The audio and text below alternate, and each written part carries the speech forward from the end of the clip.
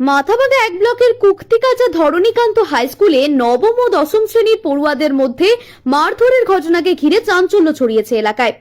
অভিযোগ, দশম শ্রেণীর কয়েকজন ছাত্র হঠাৎ নবম শ্রেণীর ক্লাসে ঢুকে পড়িয়ে দুই পড়ুয়াকে মারধর করে। আহতদের মধ্যে একজন বর্তমানে মাথাভাঙা মহকুমা হাসপাতালে চিকিৎসাধীন।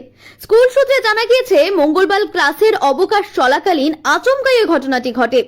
নবম শ্রেণীর ক্লাসে ঢুকে দশম শ্রেণীর কয়েকজন পড়ুয়া দাদাগিরি শুরু করে বলে অভিযোগ। বাধা দিতে গেলে আরও এক পড়ুয়াকে মারধর করা হয়। ঘটনাকে কেন্দ্র করে হুলস্থুল কাণ্ড বেঁধে যায় গোটা স্কুল চত্বরে। অভিভাবক ভাগ্য সরকার অভিযোগ করেছেন, স্কুলে শৃঙ্খলার অভাব দীর্ঘদিনের। তার কথায়, মাঝে মধ্যে স্কুলে এমন ঘটনা ঘটেছে, প্রধান শিক্ষককে জানানো হলে কোনো পদক্ষেপ নেওয়া হয় না। এই দিনের ঘটনায় ক্ষোভ ছড়িয়েছে অভিভাবক মহলে। বিদ্যালয়ের সহকারী শিক্ষক সঞ্জয় ধর জানান, দুই ক্লাসের পড়ুয়াদের মধ্যে মারধরের খবর পেয়ে তিনি দ্রুত স্টাফ রুম থেকে সংশ্লিষ্ট ক্লাসে যান। সেখানে গিয়ে দেখেন এক ছাত্র বেঞ্চে শুয়ে রয়েছে, অন্য এক ছাত্র তার মাথায় জল দিচ্ছে। আহত ছাত্রটি মাথায় যন্ত্রণার কারণে কথা বলতে পারছিল না, চোখও খুলতে পারছিল না। পরিস্থিতি বেগতিক দেখে স্কুলে কম্পিউটার পরীক্ষা নিতে আসা সংস্থার গাড়িতে করেই তাকে দ্রুত হাসপাতালে পাঠানো হয়। ঘটনার পর স্কুল কর্তৃপক্ষ বিষয়টি খতিয়ে দেখছে বলে জানা গিয়েছে। তবে প্রশ্ন উঠেছে, শিক্ষাঙ্গনে বারবার এমন অশান্তি কেন ঘটছে, তা রুখতে আদৌ কি কোনো ব্যবস্থা নেওয়া হবে? কথা হচ্ছে আমাদের ক্লাসে একটু আগে পঙ্কজ স্যার যে ছিল, উনি আমাদের একটা প্রজেক্ট দিয়ে গেছেন, স্কুল প্রজেক্ট ক্লাস 9-এ। তো এখন ওইটা নিয়ে আমরা আলোচনা করতেছিলাম। তো পিছন দিয়ে কয়েকটা ছেলে আসলো, ওদের সাথে আমাদের ধাক্কা লাগছিল। ধাক্কা লাগা ও একটু টিচারটা যে চেয়ারটা থাকে ওই চেয়ারেও বসে পড়ছিল ভুল করে। তো এখন 10 ক্লাসের ছাত্ররা আসছে, ওরা বলছে চেয়ারে কেন বসলি। তা আমি বলছি ওটা ভুল বসত হয়েছে, ওটা কিছু হয় নাই। কিন্তু তাও ওরা ওটা নিয়ে ঝগড়া করবে। তারপর আরেকটা টিচার আসে, আমাদের বাবু স্যার আসে, উনি ক্লাস করাবেন। তো তখন ওই ছাত্রগুলো চলে গেছে, আর কিছু বলতে পারে নাই। তারপর যখন বাবলু স্যার চলে গেল, তখন ওই ছাত্রগুলো আবার আসে। তারপর ওকে টাইনে নিয়ে গেলো, বাইরে নিয়ে গেছে। তারপর আবার ক্লাসে ঢুকেছে। আর তারপরে কি আমাকেও এইখানে মারছিল, মাইরে আমাকে ধাক্কায় একজন বাইরে ধরে রাখছে, আর একে ক্লাসের ভিতরে নিয়ে গেছিলো। তারপর আমি ওর কাছ থেকে গেলাম, গিয়ে একে দেখলাম, একে মারছিল, মাথায় মারছে আর শরীর এই জায়গাগুলোতে মারছে। তারপর একে নিয়ে আমি মাথায় জল টল দিলাম। তারপর আমরা ক্লাসে আনলাম। তারপর সঞ্জয় স্যার আসলো। কারা মারলো কে? ক্লাস 10-এর ছাত্ররা। ক্লাস 10-এর ছাত্র ক্লাস 9-এর ক্লাসে এসে? আমরা 9-এর ক্লাসে, আমরা বসেছিলাম, ওরা আসলে 10-এর ছাত্ররা আসলো। চেয়ারে বসে দেখে নাকি? বলবো শুধু চেয়ারের উপর বসে পড়ছে, চেয়ারে পড়ে গেছে, আর ওরা পয়েন্ট আছে চেয়ারে পড়ছে। আচ্ছা, এর জন্য এসে মারলো। এই স্কুলে আর অন্যান্য মাস্টারমশাইরা কিছু বলেনি? টিচারের সঞ্জয় স্যার ছিল, ওরা আসে ওদেরকে। তারপর ওরা ওইদিকে চলে গেছে। তারপর কি তোমাদের কোথায় মারলো? ওই স্কুলের ভিতরেই? ক্লাসের ভিতরে। ওরা প্রায় এরকম করতো, প্রায় আমাদের ক্লাস 10-এর ছাত্ররা। সবাই না, 3-4 জন, 4-5 জন, 6 জন ছিল। আমার নাম রাহুল সরকার। যে মার খেয়েছে ওর নাম কি? ও প্রীতম সরকার। প্রীতম সরকার। বাড়ি কত তোমাদের? আমার বাড়ি জমিডাঙ্গার বাড়ি কুক্তিকাটা। আমাদের ক্লাসে এগুলো বাকি ওরা হচ্ছে ক্লাস 10, তো সবার সিনিয়র। এখন বাকি যত ছোট ক্লাসগুলো আছে ওদের থেকে সব ক্লাসে যায় ওরা এরকম করে, দাদাগিরি করে। আচ্ছা, ওরা কারা ওই 5-6 জন কারা?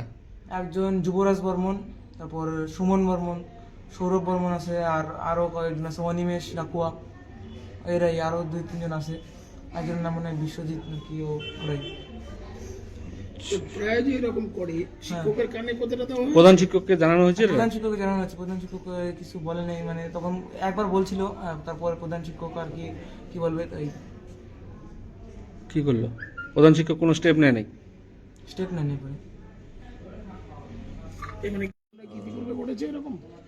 আমি তো একজন অভিভাবক, আমার ছেলেও পড়ে, ভাইপো পড়ে, ও আমার ভাগ্নেও হয়, যে আহত হয়েছে। তো স্কুলে শৃঙ্খলা অনেকদিন আগেই চলে গেছে, স্কুলে ডিসিপ্লিন নেই। আর যেটা বাস্তব আজকে যে অভিযোগটা উঠেছে, যে দশম শ্রেণীর কিছু ছাত্র ওরা দাদাগিরি এক প্রকার বলা যায় করেছে, এটা আমি বলবো ওরা স্কুলটাতে যা পরিবেশ, যতটুকু আমি খবর পাই, প্রধান শিক্ষকের মোটামুটি ওরা অ্যাসিস্ট্যান্ট হিসেবে স্কুলটা চালায়। ওই ছেলেগুলো ওরাই মনে হয় শাসনটা করেন আর কি। যেমন এই ঘটনার পরে প্রধান শিক্ষক কিন্তু অনুপস্থিত, না একটা ফোন পেলাম, না কিছু, না উনি দেখলেন। আমি কাজে ব্যস্ত থাকতেই পারেন, ফোনেও কোনো খবর নেওয়ার চেষ্টা এখনও করেননি। তো আমার ছেলেও থাকে, আরও বাচ্চা কাচ্চারা যেভাবে মারপিট, একটা নিত্য নৈমিত্তিক ঘটনা। কয়েকদিন আগেও একটা ছাত্রের মাথা ফেটেছে, রোজই আপনি খবর পাবেন আর কি, এলাকাবাসীরা ভালো জানেন।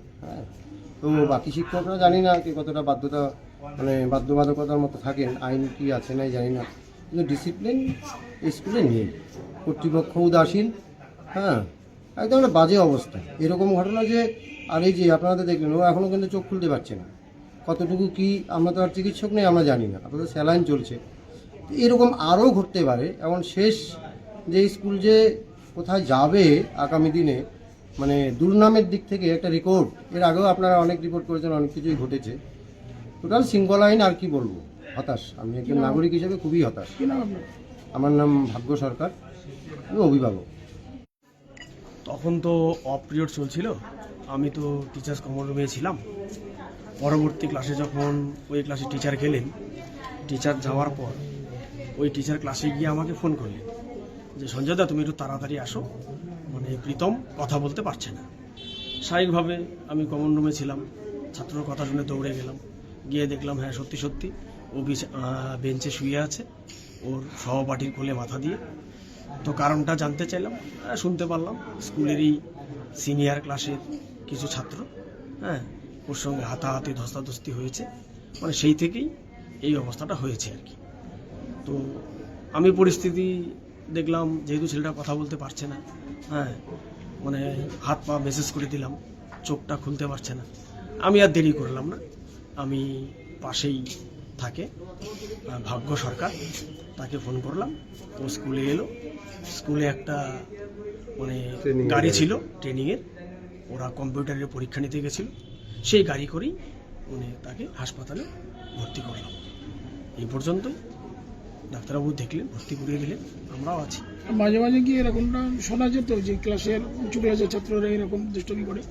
চারদিকে খোলা মাঠ, হ্যাঁ, কোয়েড একটা স্কুল, হ্যাঁ, ছেলেপেলে যাওয়া হয়, ছোটাছুটি একটু বেশি হয়, তবে এরকম ঘটনা এই প্রথম হলো আর কি।